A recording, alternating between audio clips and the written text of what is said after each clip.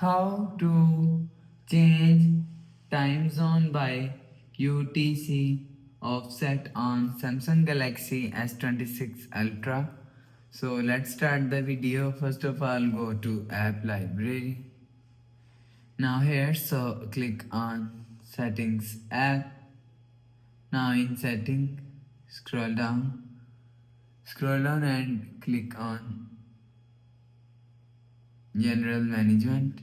So you will see general management is here, so click on general management. Now here, so click on date and time. So after click on date and time, click on automatic time zone and click on select time zone. So after click on select time zone, click on this three dot icon. So after click on this three dot icon, you will see select by UTC offset. So after click on UTC offset, so you will select UTC offset from here. So after selecting, go back to home screen, refresh phone.